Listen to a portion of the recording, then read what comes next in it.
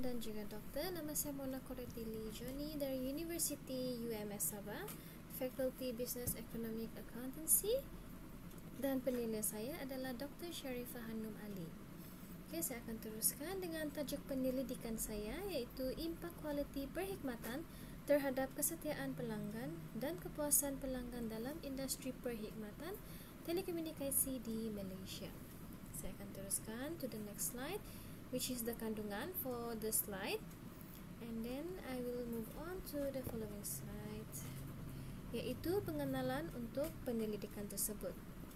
So basically, kertas penyelidikan ini berasarkan di Malaysia, actually overall within the whole Malaysia region, dengan pemerhatian telekomunikasi. So basically di Malaysia ada 4 main telecommunication services, which are Maxis, Celcom, Digi as well as U-Mobile, dengan menyarankan kesetiaan pelanggan dan kepuasan. So based on this research paper, akan mengadaptasi 7 pengoleh ubah sedia yang di-adapt from Parasulaman. So basically the 7 variables I actually adapt it from Parasulaman, one author but 2 different years. So the first one is actually from 1988, and then the other 2 punya variable is actually from the year of 2005. And then I will actually explain more lah dengan dia punya the 5 existing variable which is on the 1988 and also the other 2 variables. Oleh itu, telecommunication di Malaysia mesti menyediakan perkhidmatan yang cemerlang yang boleh membawa hubungan yang kukuh antara pengguna dengan syarikat telecommunication. So basically, for the telecommunication services punya industry, untuk dorang dapat lebih banyak kesetiaan dari pelanggan mereka, they should always be able to kasih prepare apalah perkhidmatan yang dapat memberi faedah terhadap pelanggan mereka. Because as you all know, perkhidmatan is something yang kita tidak boleh touch. So in order for the customer to actually become loyal untuk dorang punya telecommunication, it all actually depends macam mana this industry actually bagi dorang services that is something that they cannot touch, so rather that they can feel dan boleh diguna within everyday daily basis. And moving on to the next slide, ialah latar belakang penyelidikan. So perkhidmatan yang disediakan di Malaysia, of course, dia akan sentiasa berkembang lah dari masa ke semasa. Bila kita actually kasih bandingkan from the previous year, let's say within like 10 years lah, shorten sikit kan, you can actually see that dorang punya services each year it will actually grow faster and faster from 2G to 3G, and then apart from that dia jadi wireless terus. So as you can see, dorang punya the telecommunication punya tiang, you can actually see them every single anywhere sudah. So that actually become very easy lah for the consumer to actually use dorang punya phone in order for them to call someone. If we are to compare macam like previous year kan, it actually feel a bit susah lah if we want to communicate with anyone, especially time we are still small lah, let's say like maybe we are in a primary begitu kan, in order for us to macam call our parents or anyone to actually pick us dari sekolah begitu kan, we have to use public phone. Lepas tu we have to berbaris lagi semua tu. Tapi sekarang instead of macam berbaris, then you can just use your mobile phone, which is very very easy lah. You can actually bring your mobile phone di mana-mana, and with your mobile phone you can actually contact anyone with your telecommunication service yang kamu sudah pasang lah in your phone. Not only that, so from time to time, year to year, these telecommunication services yang tadi 4 yang saya mention tu kan, dorang actually kasih sedia lagi banyak services lah, bukan just dorang punya telecommunication services untuk calling in out, WhatsApp semua tu, but also cara untuk bayar based on dorang punya apalah affordability. And then also macam mana dorang actually boleh bayar. Okay, let's say that dorang punya phone sudah kena bad, so how can they actually unbad dorang punya phone. Then after that, birthday punya privilege, apa dorang actually boleh dapat from there, as well as free gift lah. So if let's say ni orang this customer, dia sudah macam lama sudah with this telecommunication services, so contohnya dia decided to macam mau upgrade pergi another services. Okay, if this customer dia sudah be with this services for a very long time, maybe let's say like 3 to 5 years, the telecommunication services dia actually bagi dia much more better punya offer begitu. And sekiranya industri telecommunication teruskan mengekal kualiti perkhidmatan, ini akan membolehkan memberi impact ke arah pelanggan untuk menggunakan perkhidmatan itu within a very long period of time lah. Okay, so moving on to the next slide will be our pernyataan masalah. Terdapat 3 lah, 3 pernyataan masalah. Number 1 is that pengalaman perkhidmatan pelanggan. Okay, so macam mana the telecommunication services actually approach the orang punya customer if there is a problem lah. Are they like going to solve the problem macam bagus, ataupun they will actually kasih prolong begitu. And then second one is of course kelemahan penyediaan telecommunication bila there is disruption begitu going on, and of course jangkaan daripada permintaan pelanggan. Okay, so these are actually the yang tadi atas tu is the summarize lah. So this one is just like macam I will be explaining more of the problem. Okay, so apabila ia datang kepada pengalaman perkhidmatan pelanggan, pelanggan menjangkakan untuk menerima layanan yang sama lah. So basically dia tidak kira lah, most of the customer dorang punya needs are actually the same lah. If let's say they have been with this telecommunication service lama sudah, kan they expect dorang tu untuk dapat the same treatment since day one lah. The same goes with dorang punya mentality. Okay, let's say they decided to change sudah, mungkin dorang rasa like this other services provide more better option.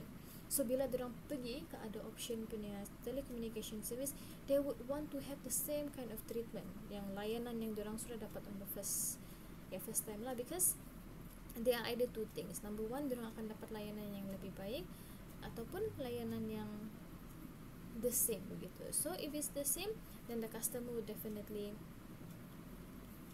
akan pindah lah. Tapi kalau dia dapat layanan yang tidak setimpal dengan dorang harapkan, then there are high possibility yang mungkin dorang tidak akan juga mau change dorang punya plan. And then kedua ialah kelemahan telecommunication bila adanya gangguan perkhidmatan. So basically how does this telecommunication punya services they approach dorang punya customer?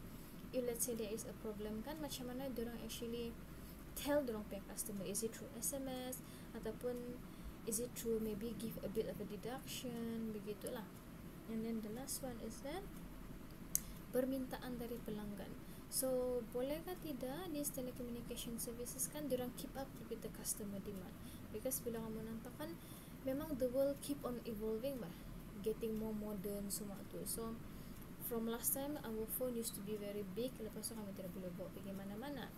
And then after that, as the world goes by, tiba-tiba we have a mobile phone that we can bring anywhere.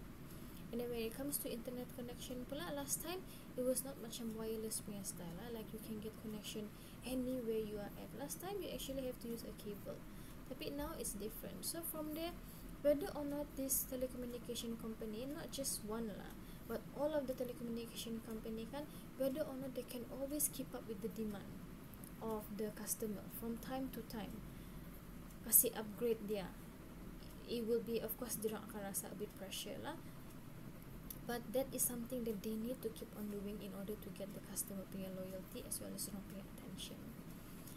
And the next one is the objektif carian. Ada 2. Number 1 is that untuk menentukan faktor kualiti perkhidmatan yang memperoleh kepuasan, dan kedua menentukan faktor kualiti perkhidmatan yang mempengaruhi kesetiaan melalui pengaruh kepuasan with the 7 variables. And then kajian objektif ada 3, which of the 7 variables yang akan yang boleh mempunyai lebih banyak pengaruh terhadap kepuasan pelanggan. Nombor 2, which of the 7 variable factor quality yang akan mampu mempengaruhi kesetiaan pelanggan dan kalangan penyedia telekomunikasi di Malaysia. Dan the last one is that apakah hubungan penentu antara kepuasan pelanggan dan kesetiaan pelanggan. And moving on ialah our kajian literature lah. So kertas kajian ini menentukan hubungan antara the service quality, the circles yang tadi saya sudah mention. And bukan setakat tu, for these circles punya apa kan framework, it is actually adapted bukan setakat the telecommunication, But setiap ciri-ciri of the circle is actually beneficial to other industry juga, because diorang actually dapat kasih narrow it down which one yang diorang rasa dapat menentukan yang something yang diorang perlukan for diorang punya object begitu. Kerangka teori, okay, yang macam saya cakap tadi, yang the 1988, sorry, it's actually 1988. Yang 5 kena guna is, the first one is kewujudan, kepercayaan, responsif, jaminan dan empathy. And then yang lagi 2 is actually privacy dan efficiency. So kenapa saya actually adapt ini 2 lagi, which is 2005 for privacy and efficiency, is because as the year goes by kan, you can actually see a lot of the people actually put dorang punya important information lah, personal details in dorang punya phone. Sometimes ada yang simpan dorang punya password lagi, the email password, dorang punya bank account punya password, ada password, insurance password.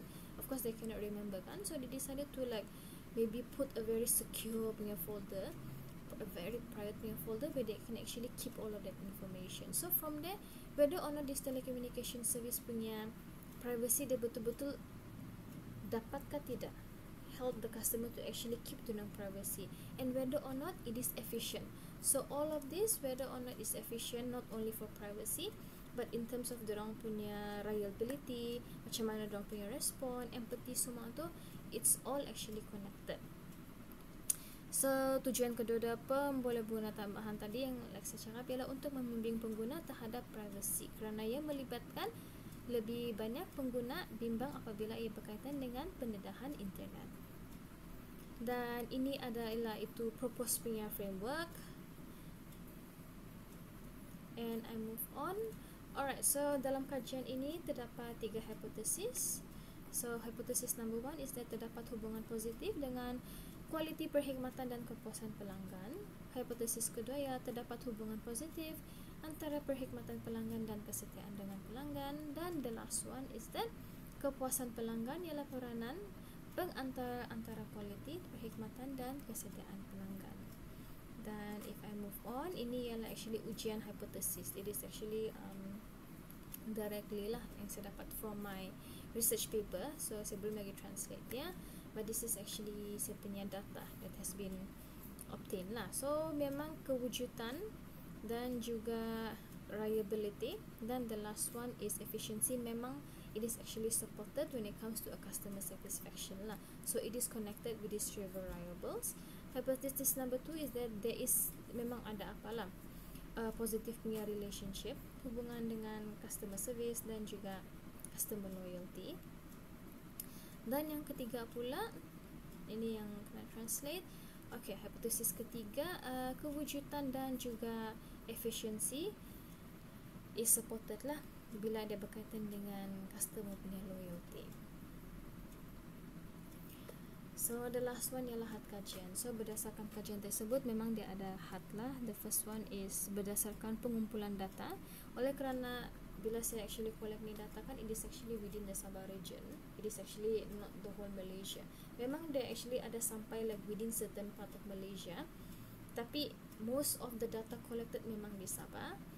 And then apart from that, bilangan responden tidak mencukupi based on the G-Power yang saya sudah test. So for the G-Power, there actually minimum is 150, but due to time constraint, lepas tu tidak dapat sampai begitu banyak responden, saya cuma dapat 130.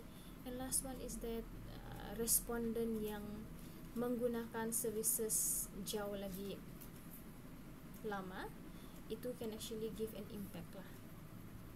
And the last one is that kesimpulannya. So kajian tersebut adalah untuk memahami sama ada terdapat hubungan antara perkhidmatan, kepuasan pelanggan dan juga kesetiaan. So hanya sesetengah sahaja kualiti perkhidmatan tidak disokong kerana tidak mencukupi dengan pengumpulan data. Walau bagaimanapun, terdapat 2 variables yang memang supported lah, kewujudan dan juga efficiency. And then berdasarkan keputusan yang diterima, kewujudan adalah satu-satunya pemboleh ubah yang menunjukkan kedua keputusan positif. Ia juga menunjukkan bahawa it is very important untuk industri untuk sentiasa menunjukkan persekitaran positif. by upgrading diorang punya system as well as diorang punya services every single time. And last but not least, untuk penyelidikan masa depan adalah lebih baik untuk menasihati semua telecommunication untuk teruskan upgrading diorang punya service in order to get diorang punya customer loyalty as well as satisfaction. Dan terima kasih.